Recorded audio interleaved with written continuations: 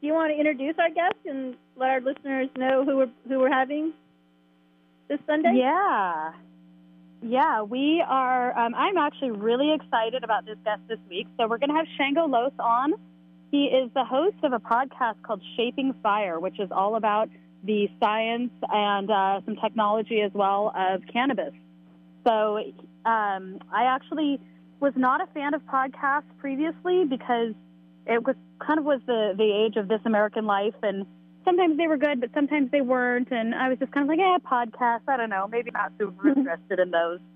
And somehow heard about Shango Los's Shaping Fire podcast and started listening to it, and I was just absolutely mind-blown by the guests he had, their level of expertise. He's a phenomenal interviewer. So it was it changed my world from like, I don't really like podcasts, to figuring out that there was this incredibly diverse world of wonderful podcasts and podcast representatives out there. So I'm super excited to have him on this week. He is up in Vashon Island, which is up in the far reaches of the Pacific Northwest. So he's going to be talking to us today about autoflowers. I know that most of us who have been in this industry for a while, like pre-64 and definitely pre-215, we probably have experienced autoflowers as a ruderalis strain, which was not very much fun, and they just weren't very good genetics, and they were just weird plants, right? Yeah. So things have really changed from back then to where they are now, and autoflowers are actually getting a really good rep, especially in places like the far Pacific Northwest, where you have such a short growing season. You really can't grow a lot of the same cultivars that we do down here. So he's going to, be talking to us about all of that, and I'm super excited. Yeah, and any other little tricks you might have for growing up there in the Pacific Northwest? We have Shango. Yeah. Oh, great. Come on. Hey there, Wendy and Sunshine. Thank you for having me here. Thanks for joining us. Hi, Shango. Thank you so much, for joining us. We really appreciate you taking some time out to talk with us today. Sure, absolutely. I've enjoyed your little conversation that you were having about smoke. We have been experiencing smoke up here as well on Vashon Island in Washington State, where I live. And one of the things that people are very aware of here is that, old smoke and old soot doesn't have a smell to it. We know all about how terpenes volatilize off cannabis, and so over time, cannabis smells less and less aromatic. That's actually the same thing for smoke as well. Over time, the aspects of it that we smell from the burnt, natural material and chemicals, eventually those terpenes volatilize and go away as well. And so just because our flowers don't smell like smoke doesn't mean that we shouldn't be aware that they very well may have soot-related toxins in them. It's a very sticky wicket. Yeah, sticky wicket. It is indeed. I'm wondering too, there's been a lot of talk this year. I don't know, Shango, if you've heard of this. It was somewhat new to me. Well, actually, it's not really, because I tried it once a long time ago and was like, heck no. But there's a water curing process that you can use where you're literally submerging your flower into water and then changing that water out every day. And it wicks off. It basically, utilizes all the chlorophyll. It gets that all off, and it also removes many of the terpenes. So you end up with a very smooth smoke, but there's not a lot of flavor or nose to it. So I wonder if for small home grows that really are concerned, that might be something they could try. But like I said, I recall kind of doing it a long time ago once and being like, oh, heck no, way too much work.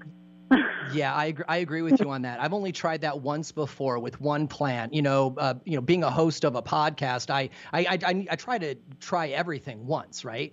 And so I tried it once, and I found that the plant material started to degrade, and so every time I was taking it out of the water, I was losing plant material, and I didn't really care for that part of it.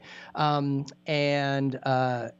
for most of the people that I work with who are home growers, I don't have as much to do with commercial growers, as far as being hands-on. I live on Vashon Island where most of our growers are outdoor patients and folks. And so most of the folks were just shaking their plants and blowing the soot off. So most of the patients are not having the problem. Most of the problems that we're having are folks in Eastern Washington and, of course, down in Oregon, who have got a large number of plants, and I'm not sure what their solutions are going to be. One interesting thing to note as far as the water curing, it's actually very common in Eastern Washington, where it's very dry and very dusty, to harvest their plants, hang them upside down like you would a side of beef or something, and spray them with the hose, and then the water just cascades off of the plant into this big muddy pool below it. And then because the air is so incredibly dry there, the plants just dry with some fans, and there you have it. Most people, that's not going to be a good option for them, though, simply because living in the Pacific Northwest, if you're going to get your whole plant wet, including the flower, you are looking for mold. Yeah. We are the southern edge of that Pacific Northwest. I consider us to be Pacific Northwest. We're like the very southern part of it here in Humboldt. Yeah, all of us who live in rainforests. Yeah.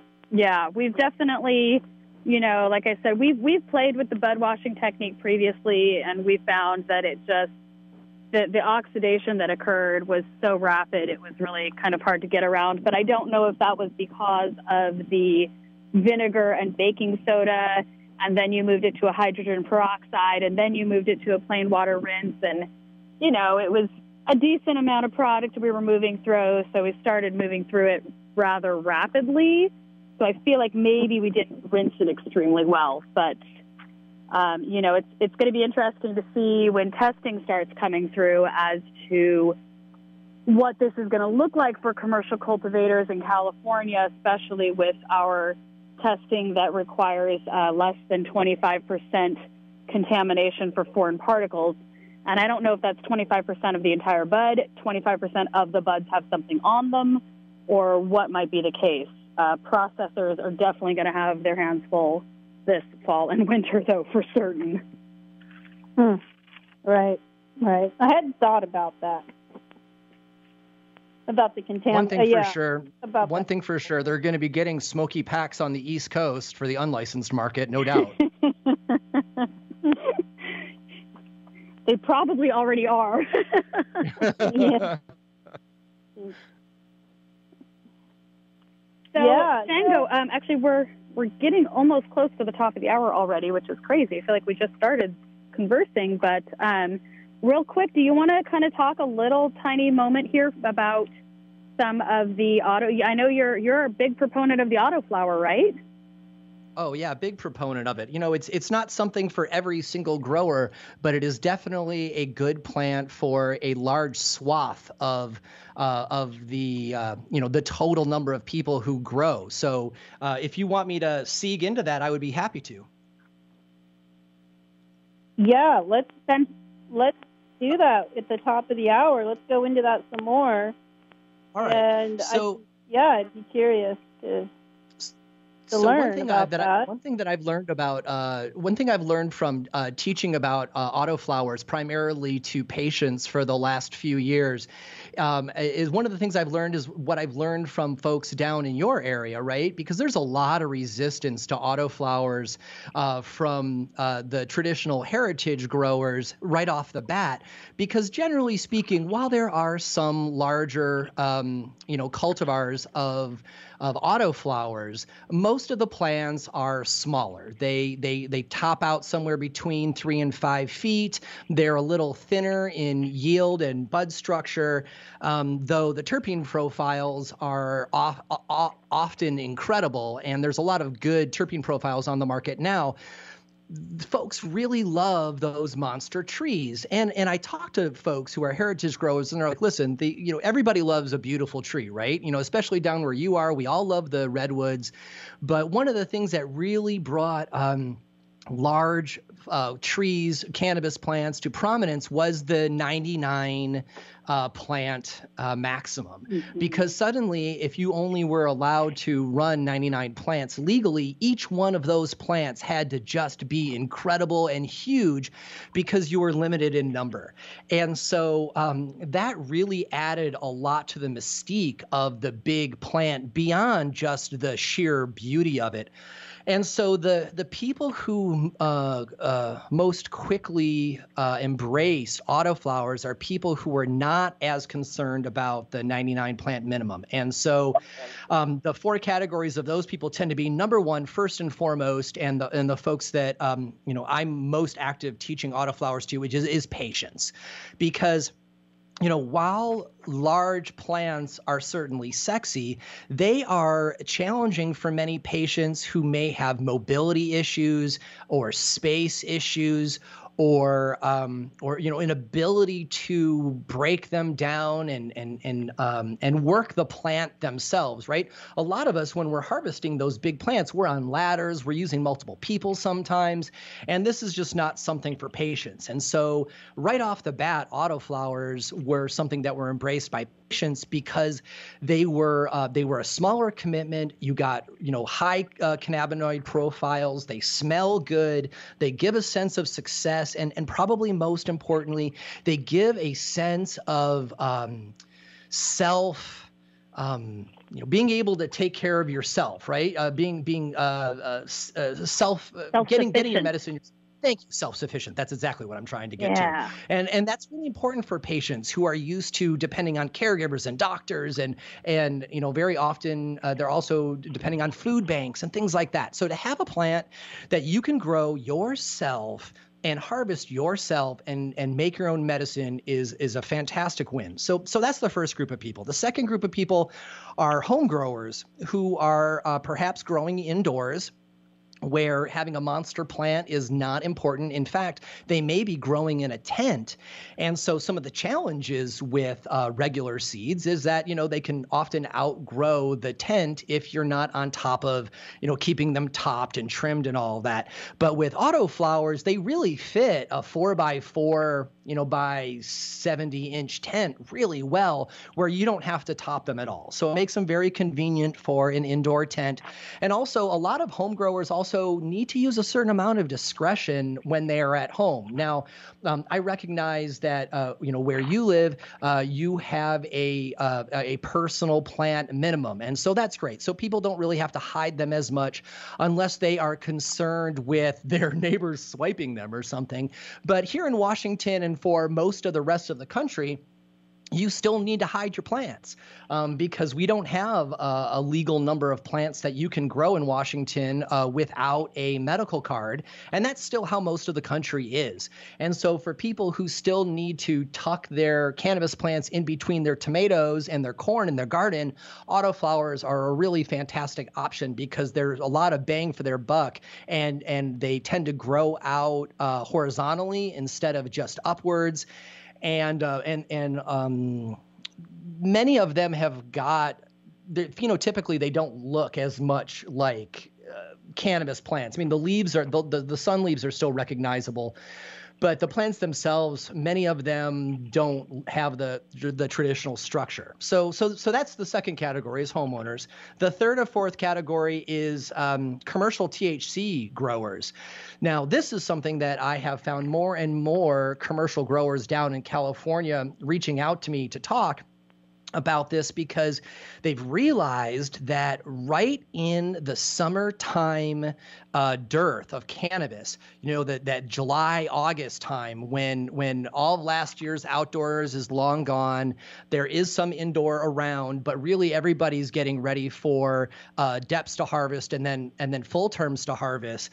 Those growers who are looking to make money midsummer are starting to grow autoflowers because if they they start them June 1st, they're ready to harvest September 1st. And if you happen to live in a bioregion in the Emerald Triangle area where you get warmer in May, you can certainly start them as early as May 1st. And then, oh my gosh, you're done August 1st, and you're bringing fresh flowers to the market at a time when not a lot of people have them.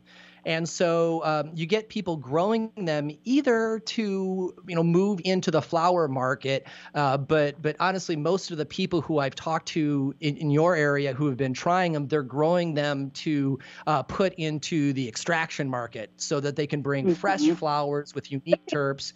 And they've got them in August. So that's okay. Pretty cool. Yes, I want to do a follow-up on the extraction, but we do need to take care of our top of the hour business. Okay, I'll hang tight. Okay, hold on. We're going to just take 5 minutes. This has been Sunshine Johnston here with Wendy Kornberg, and we are here with Shango, and we are talking cannabis here on the Ganja Tree Show. BR? Gotcha. Thanks so much. So I'm just going to take you guys down. There we go. And not much to say. You're listening to the Ganja Tree right here on Redwood Community Radio, KMUD Garberville, 91.1 FM and HD1, KMUE Eureka, 88.1 and HD1, KLAI Laytonville at 90.3 FM, and Shelter Cove at 99.5. Everywhere on the web at kmud.org. It's a couple minutes past 2. Going to bring you right back to Ganja Tree. Thank you. You're welcome. So, Shango, I have a question about with the autoflower. Now, I would say I'm a little bit adverse to it because it just comes across as kind of commercial to me. I don't know. I don't know if it's going to have the nuances and the flavors and aromas that I'm used to. But if there's a good hash strain, I'd be interested. Well, one of the interesting things is, I'd actually say the majority of them are good hash strains for one particular reason, which is a lot of people talk trash about autoflowers because they don't necessarily have the tightness of a rock-hard indica flower like you get growing in the Humboldt region. But for most of the rest of us in the country, our flowers don't finish like that anyway. So we're used to growing flowers that are more open. And autoflowers, since they are, whatever traditional cultivar that we like to grow crossed into a ruderalis flowers are typically much more open. And so they give up their trichomes much more reasonably than trying to work with really rock hard buds, which are great for bag appeal and are sexy to smoke. But to get them to open up during the hashing process has got some amount of challenges, and you're always going to lose trichomes on the inside. Whereas autoflowers, so long as you find something with a taste profile you like, and certainly you want to make sure they've got fragile trichomes in that particular cultivar, but they're just about all open flowered, which is why a lot of people look at autoflower and say, oh, I don't want to grow these. These don't have good bag appeal. Well, they only have questionable bag appeal if you are from where you live and all the flowers that you grow are gorgeous and are, magazines spread quality. But you live in a place where, that is unique in our country and in the world. And so for just about everybody else, the tightness of the flower that you can get in California or indoor anywhere, a lot of people are just really glad to have good smelling plant with cannabinoids. So I would say that certainly autoflowers are great for hash, and most of the people that I know who are home growers and enjoy making ice water hash themselves, they grow their autoflower group of plants intentionally to make hash.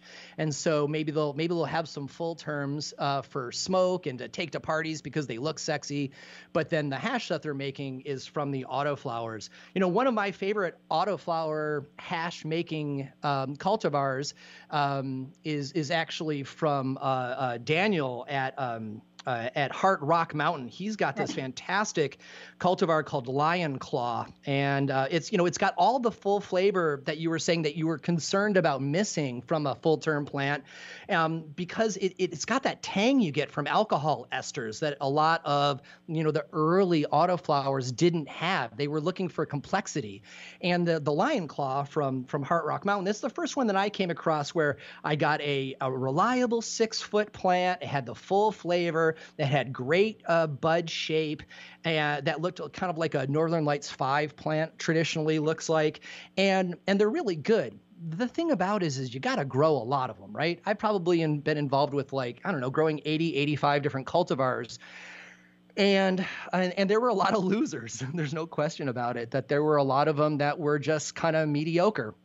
But you got to remember, we're not in the same situation we were 10 years ago, where autoflowers didn't produce and they smelled like crap and they didn't smoke very well.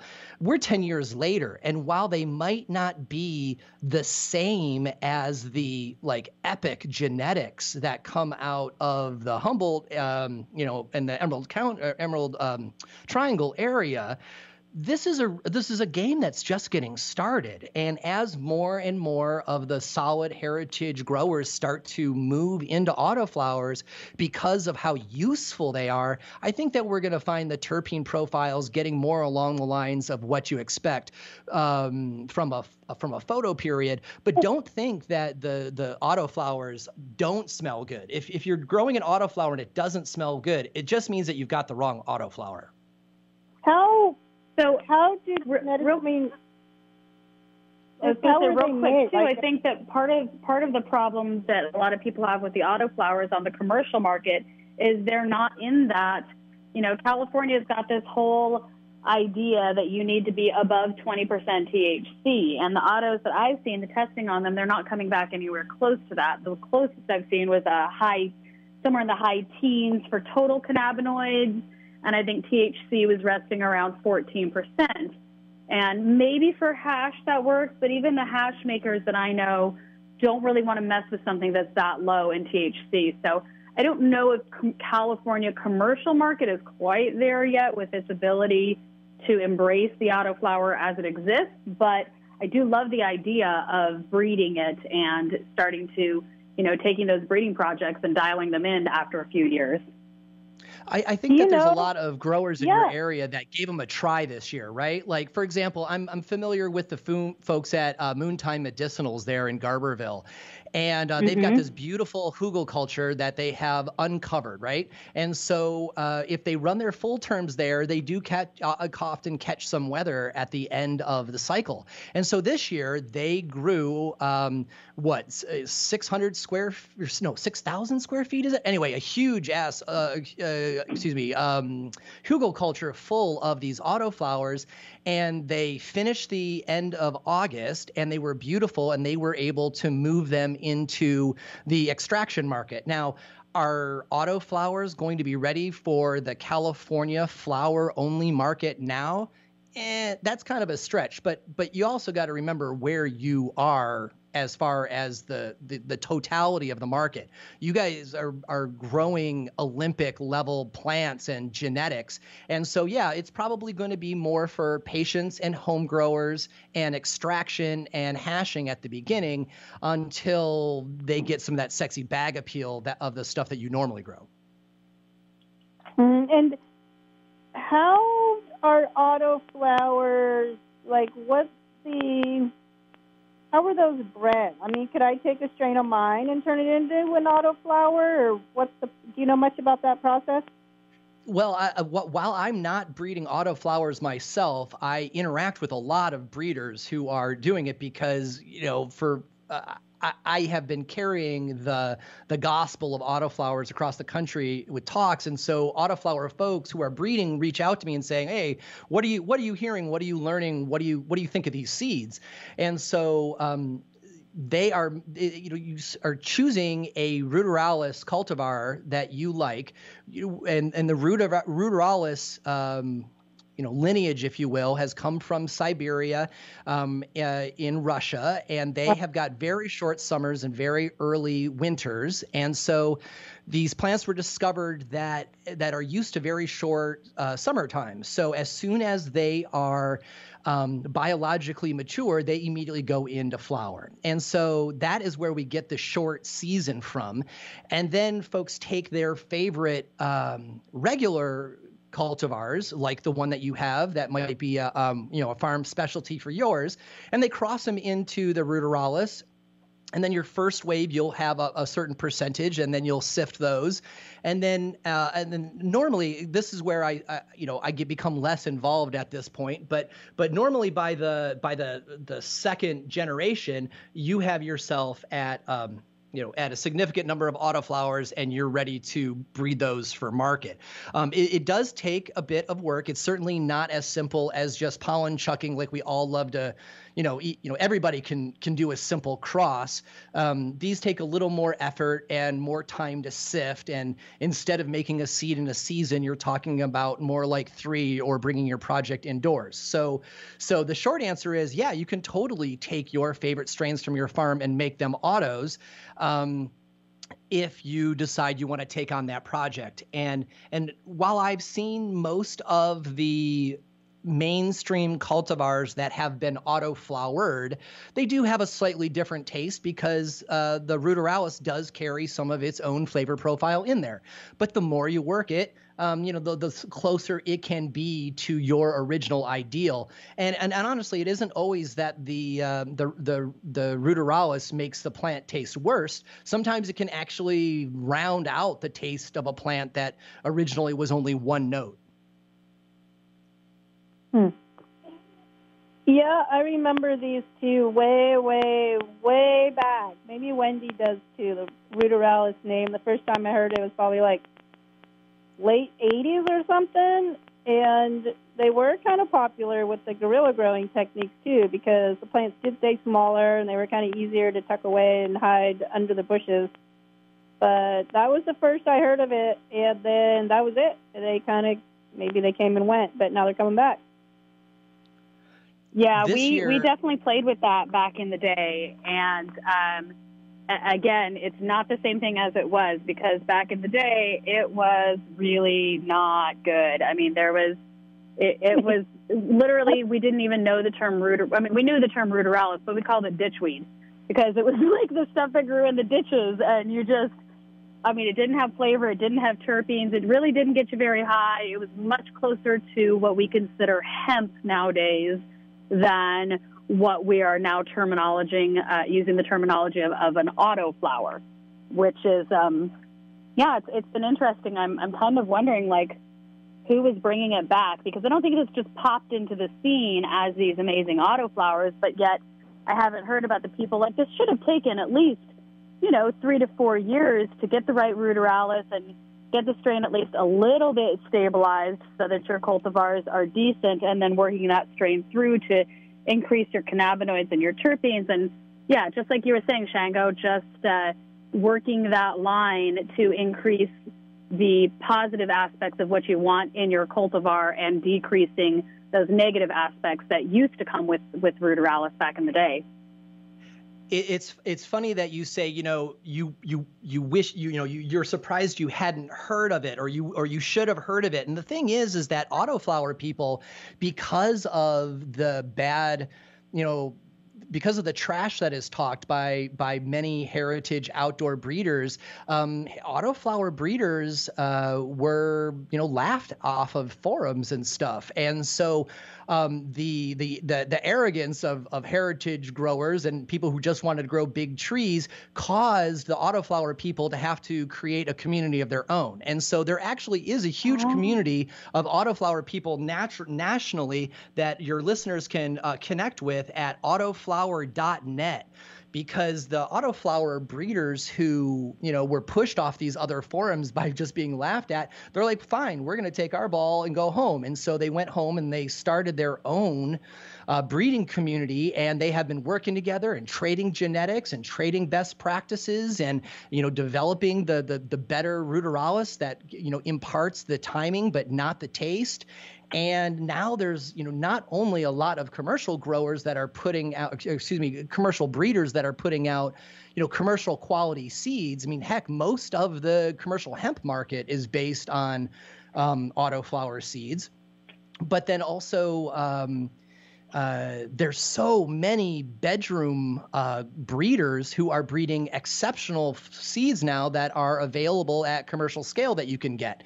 So one of the important things for all of us in cannabis media to do is to, shake off the reputation that Autoflowers had 10 years ago and engage with modern breeders like Dan Jimmy at Mandalorian Genetics and Daniel at Heart Rock Mountain, who I've already mentioned, and 00 from Spain, and Daz Mephisto, who's doing a line called Night Owl under the Mephisto Genetics family. Like, all these people are making really great flowers that are flowers for now. They're modernized autoflowers that people are very happy with. But again, it really depends on what your use is. If you're trying to put an autoflower versus traditional genetics in California to be ready in October, well, the traditional genetics are still going to be better. But if you're trying to get plants to harvest in August, if you're a patient, if you're a home grower, or if you're going to want to have acres and acres of plants and you want them all to be the same so that you can harvest them uniformly, well, then autoflowers is a godsend to you. There's also, I know that Sunshine and I have actually talked about this a little bit, and I know other commercial cultivators too that have talked about that in California specifically, in order to get a license, you have to declare what type of cultivation style you use. It's either outdoor, mixed light tier 1, or mixed light tier 2, or indoor. And mixed light tier 1 means that you're using light deprivation and under 6 watts per square foot of supplemental lighting. So, unfortunately, that license costs quite a bit more. You also have state and local state and local permit fees, which are generally more. You have excise fees, which are generally more. So something like an autoflower that you could, companion plant, as it were, throughout your full term, get that boost mid-season so that you have a bit of a paycheck before the market floods in the fall, and then harvest those out, let your full terms fill in, is something that is, for me, very attractive and, very interesting, as long as I know I can sell it. I also am Dragonfly Earth Medicine certified, so we have agreed in that contract to not put anything to hydrocarbon. So it can't be blasted. It would have to be made into either dry sift or ice water hash, possibly CO2, but I try to avoid that myself. And like I said, just a few hash makers I've talked to, they haven't worked with autos yet. And they're like, I don't know. Would it work? I don't know. So it's good to hear that there are a lot of people that are using it for hash. And maybe that's something we'll have to play with next year.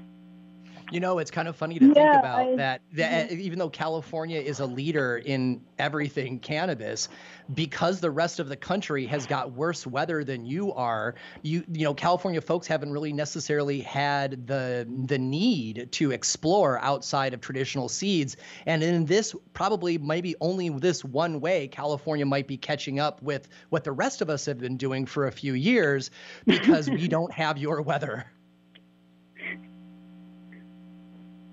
Well, the mold, I chase mold every year in the Eel River Valley. So, yeah, I share some similar issues that you have there up in Washington, growing in the rainforest, so to speak. We definitely don't grow certain cultivars because of the problem that, the botrytis and powdery mildew and things, and we just kind of learned to be very picky about, cultivars and cultivar specific. We're also, again, we are in an incredibly privileged and blessed area for growing cannabis because it has been done here for so long that we have a lot of stabilized genetics. We have a lot of interest coming back into legacy California cultivation and what those legacy cultivars are. So, we definitely have not really seen the need to, play with the autoflowers until, again, most recently with all of our Prop 64 shenanigans and policy, which Right. Well, I mean, I will say for mold or for botrytis in particular. Now, of course, I'm not talking about smoking the mold. This is after you remove the mold from the plant. But actually, having a little bit of botrytis on your plant, that plant, it will be sweeter and better tasting. I know that sounds kind of crazy, but a little bit of mold will actually give you a little sweeter smoke. And that's not smoking the mold. That's just how the plant ripens with that little bit of mold on it. So I carefully monitor it, and I don't want to get it. Obviously, it's going to greatly affect yields at some point. And I just am careful how much of the crop is a strain that does mold. But it's not necessarily, it's the plant, it will quicken its ripening just a little bit, but it can also keep you from getting your plant fully ripe as well with that mold. Mm-hmm. So it's not, it's not the worst thing in the world, but it pushes a stress response in the plant as well. So it'll actually be like, oh, shoot, something's going on. Like you're saying, I got to finish faster. I need to push into, the trichome production and terpenes in order to protect myself. I always hope for no mold personally, but all of us cannabis growers, by the third week of September, we're starting to get suspicious and a little anxious, right? Because we're all like checking the weather and making sure our airflow is good and watching for molds, because when the rains come, crops can go bad quickly if we're outdoors, especially, or in hoops or things like that. And it is remarkable to have the experience of seeing plants that magical last week when you smell those mature terpene profiles and you're all like, God, I love being a cannabis farmer, and we usually only get that one time a year unless we dep as well. And we smell them and everything. To get that experience the first week of September and have no mold and be able to harvest and have everything hung and be done and have it be September 15th by that point and realize that, you harvested 95% of your plants perfectly healthy. They smell great. It's a really startlingly different growing experience than growing full terms, which I adore, right? I've got nothing bad to say about full terms, except for, depending on where you live, they don't finish, right? And so for those people, autoflowers may be a really good option. So how do those autoflowers ripen? Kind of similar? Can you let them go slightly overripe and they're still good? Oh, for sure. Yeah, you can definitely let them go. It's one of the things that's cool about autoflowers is that they've got a lot more flexibility. Not only can you let them go a little long, let's say in case let's say you're planted and, oh gosh, you have to evacuate, right? If it takes you another week or so, or 10 days to harvest them, you've got a little larger window of opportunity than you do trying to do that in October. But here's the thing that really gets people's attention. Most of us have got food gardens as well, right? Because we want to be self-sufficient. And one of the things that we do throughout the summer is plant serial planting. What's the phrase I'm looking for? Consecutive planting. Anyway, where you plant some this week and you plant some next week and you plant some the next week. And so you can do that with autoflowers. And so you can take a plant that's, say, for example, a 92-day from germination to harvest plant, and you can plant, one group of them on May 15th and another group on the 21st and another group on June 1st, so that instead of having to harvest all your crop within a week, you can actually harvest some every week over the course of a month, which succession planting, that's what I'm trying to think of. And succession planting like this is wildly more convenient than waiting. Oh my God, quick, let's pull everything as fast as we can. Mm-hmm. Yeah, absolutely. And that changes things again for California market, because we're always talking about the drying space. How much drying space do you need, and how much more do you have to get, and what kind of, ADA compliant, government sanctioned, commercial building do I need to dry my weed in? So I'm getting more and more convinced as this goes on. Yeah. A lot of. Go ahead. I'll just have to see if I can get some good melt out of it and some good grease. But I haven't really seen it yet, but I'm not all that experienced. Well, I wish that we would have been able to connect at Emerald Cup, Sunshine. I would have been able to hand you some decent melt and then for you to try. It really depends on what people experience as their, air quotes, end of season, right? Because we all look at different attributes for end of season. For some people, it's, less sun and cooler days. For some folks, it's fog. For some folks like me, it's cooler nights below 55. Some folks, it's rain. It might come early. For people who have got these sorts of problems at the end of their season, autoflowers are a great idea. And if people are particularly into the size of the plants because they've got numerical limits, being in the ground helps a lot. Most of the smaller autoflowers that people see pictures of and they find dissatisfying is because these plants are also in containers and they're not in 300-gallon huge linen containers either. Most people grow an autoflower in 5 to 7 gallon pots, and so they're on a deck or they're indoors, and so the plants are not really given the opportunity to be to their full potential. But if you are somewhere that is growing an autoflower either right in the ground or in a large pot of really active living soil, the plants really do get bountiful and bigger with larger flowers and more identifiable bud structure. It's just that there's not as many photographs of those on Instagram for people to see because, again, the people who were first adopters of autoflowers are people with less than ideal conditions for growing. So one of the things I wanted to ask you about, too, is the community of growers where you live. Can you speak a little bit about the growers where you are in the community that you have? Do you have any trade associations or?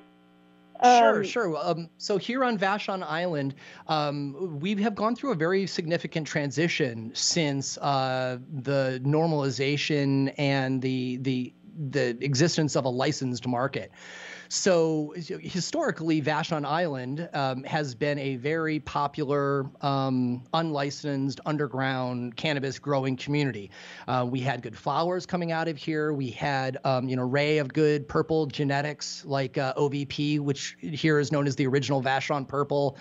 And bands that would come to Seattle would intentionally put their feelers out to have somebody come over to Vashon Island or, invite somebody to the show that would bring them some Vashon grown flower during their tour. So that was cool. And, the island's been in some, popular magazines, like there's a classic early 80s Playboy episode that talks about Vashon cannabis and stuff. So, there's a bit of a reputation, but then when medical got started, suddenly became far more popular because the underground growers were kind of selling against each other on the island, and there wasn't a lot of the flower leaving the island. So Vashon had incredible flower at very low prices because these talented growers were just selling against each other in the same community, and so the prices tended to go down.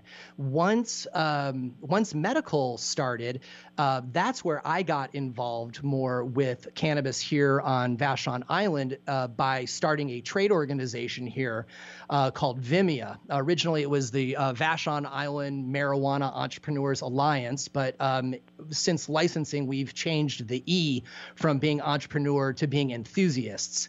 And so in the early days of Vimea, what I was doing was developing relationships with the dispensaries over town in Seattle and Port Orchard and Tacoma.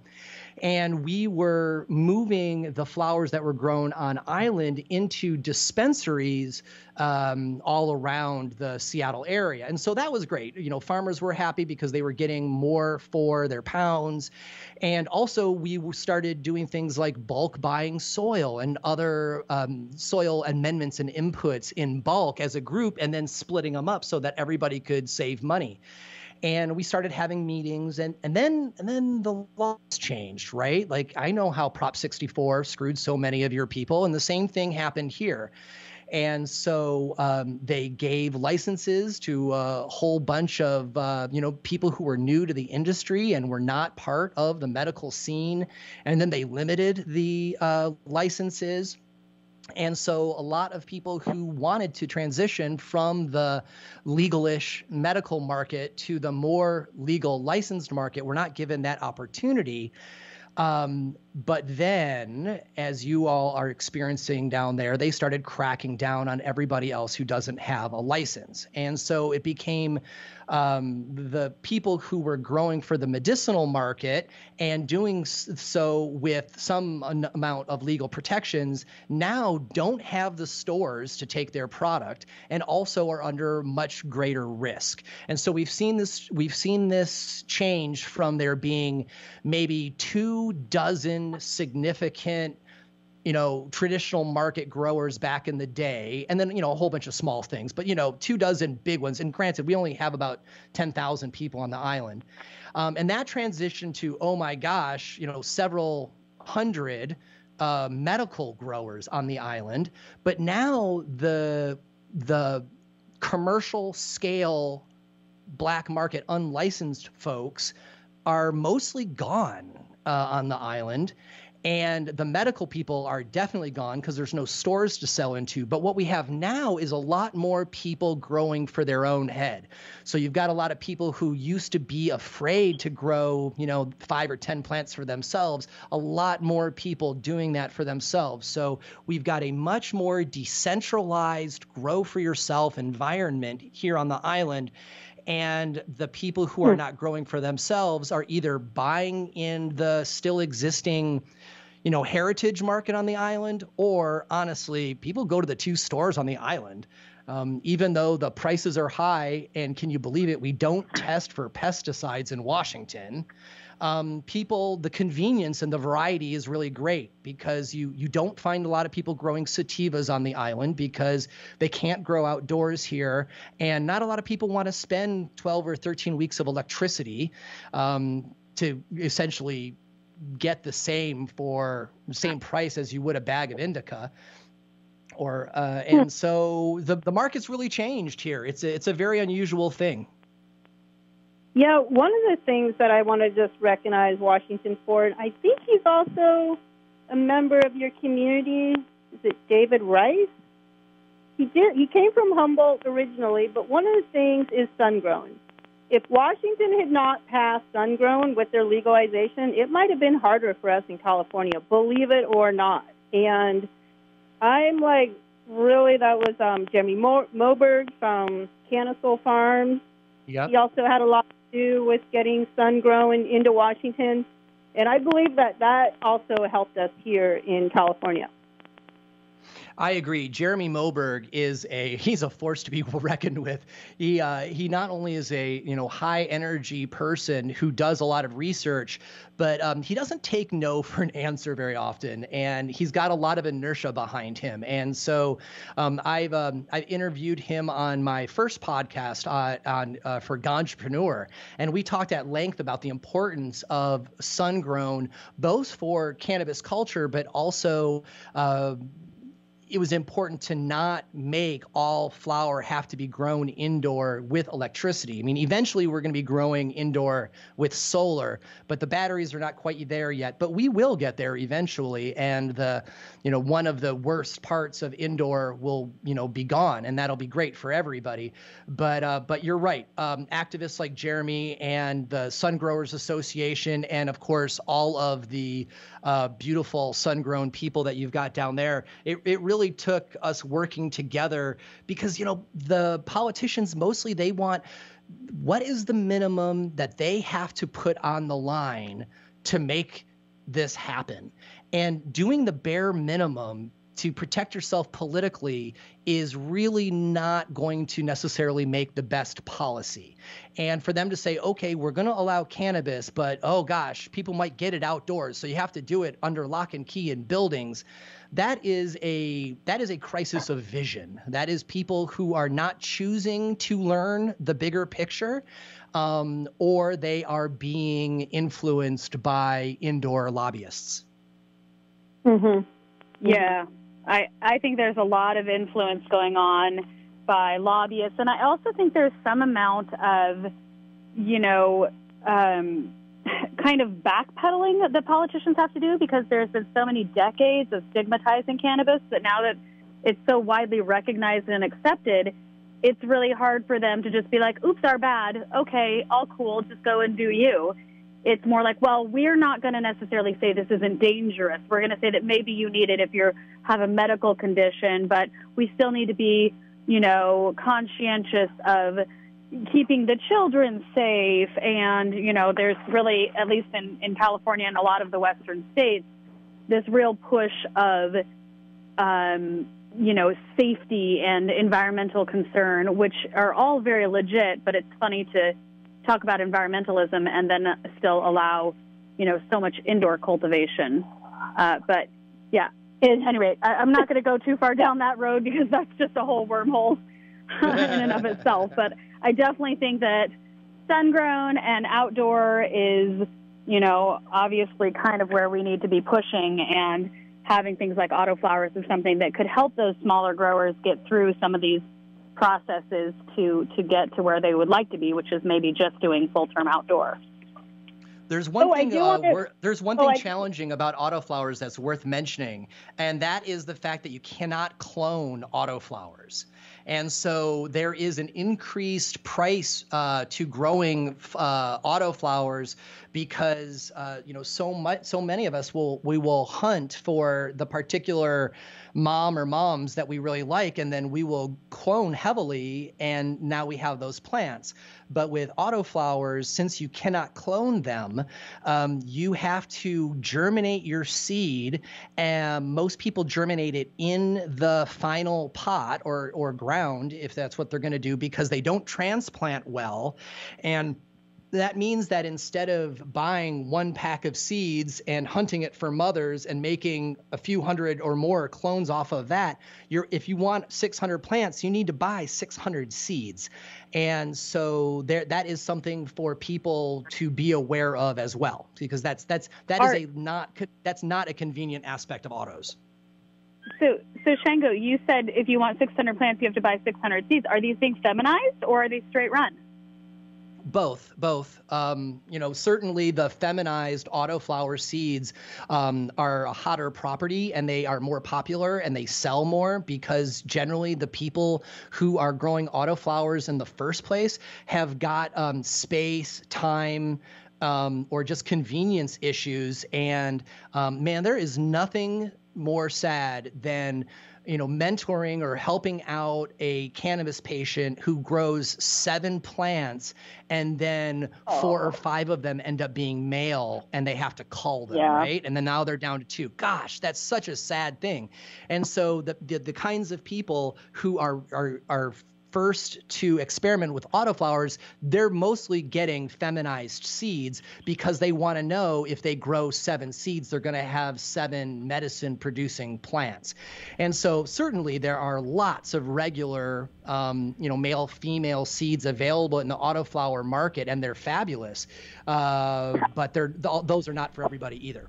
We had a call-in question from someone who said that everyone he knows who grows autoflowers has a problem with hermaphrodites.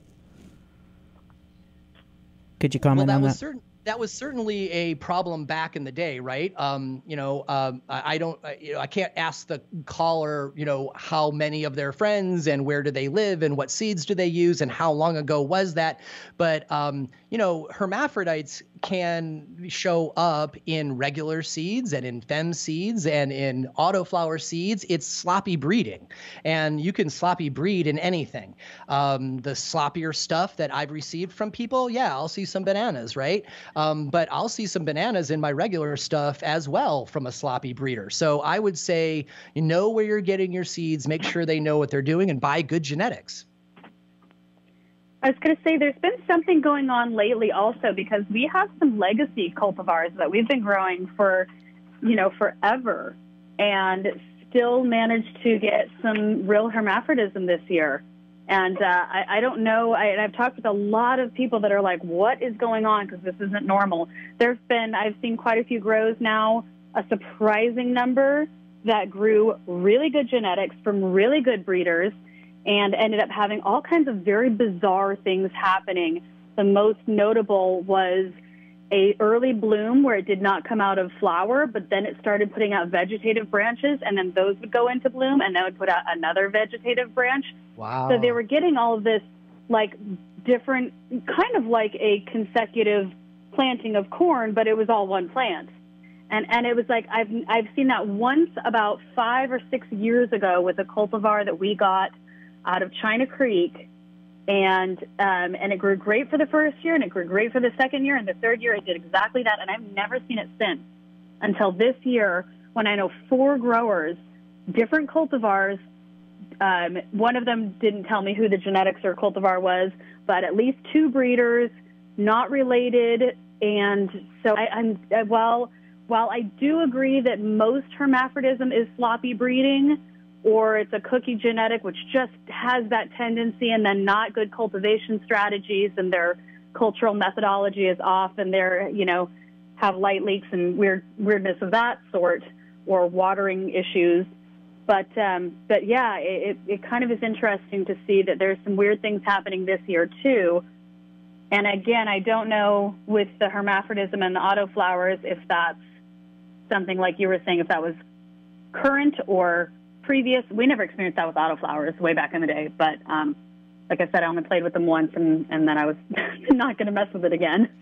For your listeners who are very much interested in plants that hermaphrodite, or more technically become intersex, the podcast that I host, Shaping Fire, we had a really good interview recently with cannabis breeder Ryan Lee, also known as Chimera. And he goes into detail about female-only breeding. And we talk at length about what causes plants to go intersex, and the variety of pressures that can be put on a plant to cause them to show both genders. And so folks might want to check that out if they're nerds about hermaphrodism. Which episode is that again, Shango? I wish I knew the number. I'm going to guess it's 65. I don't know it off the top of my head. But it's with Ryan Lee. Ryan Lee. Okay. Perfect. I haven't heard that one yet. I'll have to backtrack a little bit. I've been working and not listening very much to anything. So, but it's definitely an interesting aspect.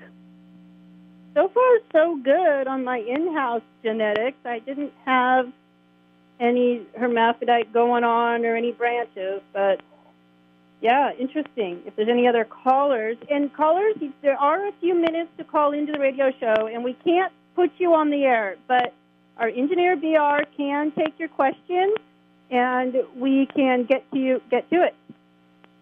And the number is 923-3911. So thank you, caller. I appreciate that for bringing that up.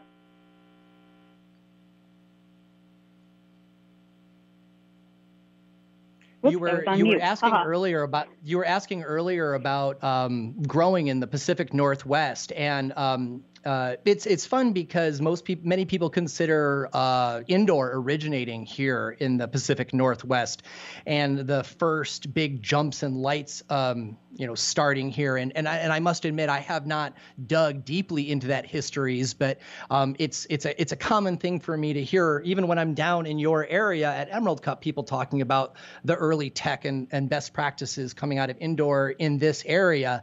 And so, we've got really great indoor in Washington, but when we have a good summer, it's so much more preferable to get the wide open terpene profiles that you get under the sun. And of course, it's less expensive and it's easier to hide. And, it just feels good to grow in the ground versus indoors or in a tent. But one thing we've been experiencing is that even though the Pacific Northwest is going to be a good place to live for, the rest of my lifetime anyway, there is no doubt that the climate is changing. And so we will eventually have longer, hotter summers, more like Southern Oregon. But for the moment, we are experiencing the increasingly wet winters, which means that when we used to just get a little spot of rain the end of September, a little spot the first week or two of October, and then about October 15th, the rains really started. Our cold, our nights going below 55 started 6 weeks ago, and our rain started 4 weeks ago. And certainly there is seasonal variation, but when you listen to the meteorologists, they're saying, wow, every year the rains are starting earlier and earlier. And that's another benefit of autoflowers, is that if your medicine or your income is based on bringing in agriculture, it's a great idea to have some autoflowers going as a backup plan in case, like this year, we have the worst weather that we've had in a decade for growing outdoor full-term cannabis here, and people are losing, easily 60, 70% of their outdoor uncovered plants, even in hoop houses, because we've had so much fog and cold nights that puts the substrate to sleep. And so, but the people who also had autoflowers and they hedged their luck, they're like, yeah, I'm taking a hit this year on my full terms, but I pulled in a whole bunch of autos, so I'll still be able to, take care of either my medicine or their customers, for the time being. That's interesting. I feel like that some of the hermaphrodism we're experiencing this year is because, for me and most of us that have been doing this for quite some time, we generally start our seeds right in mid-February, mid to end of February. And those were the plants that most of us had the most trouble with. And I think it's because our year was just so weird this year. It was so cold for so much longer. I think that the plants possibly kind of thought it was going into winter, and then all of a sudden it was summer, and then they just got confused, and that can just warp those kind of that epigenetical potential of a plant. So yeah. It's interesting. You guys are getting the longer winters, and we're getting these just a shift of seasons almost. Yeah, I do remember that cold spell we had early in the spring. And I didn't plant. I did plant later, which may be why I didn't have many issues with my seeds. But yeah, I remember that. Hey guys, I got another listener question about autoflowers. And she, I think she direct seeded, and she said it took 2 weeks longer than she expected. And what's the, how long do they go? Does it depend on the variety? Because this one was an OG strain. Sure. Well, there is a range. They seem to, depending on the original the cultivar that you're breeding into, that will play a role. And then there are different ruderalis cultivars that you can go into. And so loosely, autoflowers run into 60, 90, and 100 day cultivars. Mostly, I've really only come across good plants that are 90 to 100 days. And when I say good, I mean I'm looking for bigger plants. There's fantastic small plants that are 60 days, but that's just really not enough time to get big for the kind of effort that I'm looking for.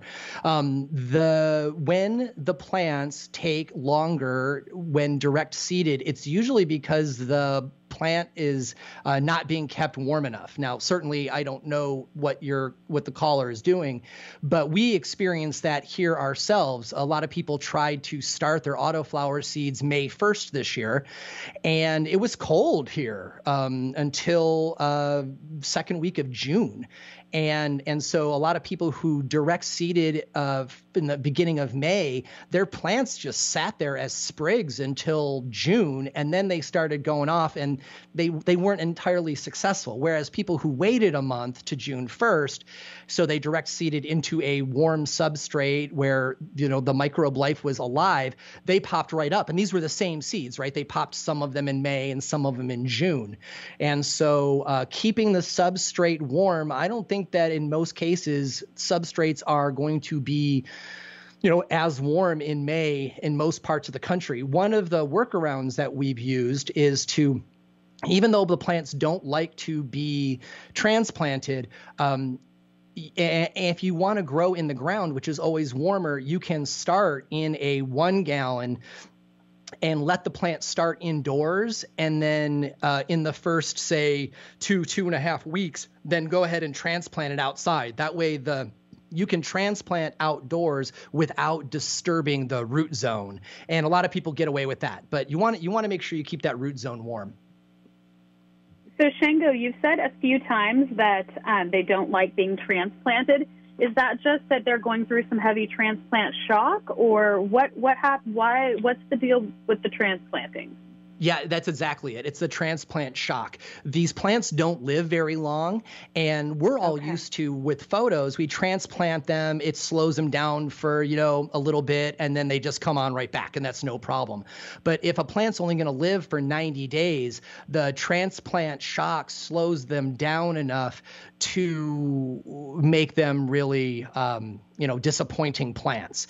So when using autoflowers, you want to do your best to transplant or germinate in the soil you're going to stay at, and you don't want to disturb the roots. And so you want to pack your 1 gallon a little more tightly, so that if you were to transplant into a larger container or the ground, that you don't disturb the roots that will be in the interior of the soil.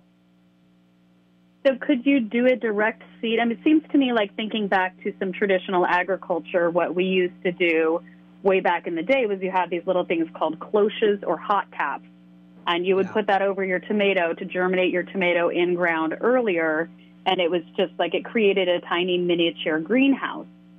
So I'm wondering if that would be something that might work for that, or if you think it would still be too cold regardless. No, I think that's a great idea, actually. And what's interesting, too, is that when we are direct seeding outdoors, we run into many more mice and bird problems, because normally when we go outside, we're already to a, 12-inch or more clone that is not as susceptible to mouse and bird. But when you're putting an autoflower seed that is this like delicious, newly alive morsel, birds and mice are way more likely to attack them. Once, 4 years ago or so, we lost 30 of these plants. And it's like, when you're buying them right off the shelf and you're paying $10 a seed, that hurts, And so I think the idea of a cloche, or, a lot of people just take, plastic 2-liter bottles that would normally go into the trash or the recycling, and they'll cut off the bottoms of those. Now, certainly that's not going to work at commercial scale, but for somebody who's going to do 10 plants in their yard, that'll be great. Yeah, absolutely. That's commercial scale, even if you're still paying $10 a seed, I don't know, that starts to lose its attractiveness pretty rapidly for me. At commercial levels, you're not paying $10 a seed, though, right? You're paying $10 a seed if you're buying a pack, right? At commercial absolutely. level, if you're buying 100 or 1,000 seeds, those seeds are more down like $2 or $3, and you might have a commercial volume you have to buy at that rate, but the vast majority still, like we're all saying, the autoflower folks fall into two categories: patients and home growers who are buying like 1 or 2 or more packs and they're growing those, or commercial scale people and they are buying in 100, 500 or 5,000 counts. And so they're very different markets, and honestly they're different types of seeds too. There's far more variety in the the patient and home grower market than there are people who are creating large scale seeds. Like by far the top commercial grower or breeder is Oregon CBD Seeds, that makes plants for the hemp market, and their minimum buy is 5,000 seeds. Whereas you get to somebody who's making high quality THC plants, like Daniel from Heart Rock Mountain, he's doing 100 and 500 packs into the licensed market at much less that you're going to buy one pack at a dispensary. Right, absolutely. It's so. Hey, I noticed that we're. Mm-hmm. Go ahead. I was just going to say, I noticed we're getting to the top of the hour. Can I plug a couple things before we suddenly close? Please do. Fantastic. Absolutely. So first I'd like to plug the podcast. So if you are interested in interviews with the top minds in cannabis with an eye towards regenerative first and patience, I encourage you to check out my podcast, Shaping Fire, where we focus on cultivation technique, solventless and hashing technique, and a lot of patient-focused medical cannabis topics. You can find that at shapingfire.com or wherever you download your podcasts. We also have a very successful YouTube channel with over 200 videos of different speakers and events that I attend. I just bring those back and upload them to the YouTube channel. And you can find that on YouTube either by searching or my name, Shango Los. And if you're really into the autoflower topic, there have been a couple more autoflower episodes on Shaping Fire that are in depth. But then on the YouTube channel, there's also videos of Jeff Lowenfels, the soil specialist, talking about autoflowers, Seth Crawford from Oregon CBD, talking in detail about the rise of the autoflower market. And so just want to direct folks that, most people enjoy listening to a podcast while they're trimming or working in the garden. And I invite you to check out shapingfire.com and hang out with us. Thank you. That's amazing, Shango. I was telling people before you came on that I was not a fan of podcasts until I found Shaping Fire. And all of a sudden, the whole world of all of the information on podcasts it just shifted, and I was like, this is amazing. I had no idea that there were podcasts like that out there. And even if you're a commercial cultivator and you go back to the beginning of these Shaping Fire episodes, there's some really important, amazing stuff. I was good out. Well, I'm glad you turned on the podcast, and thank you so much for having me on the show. Thank you.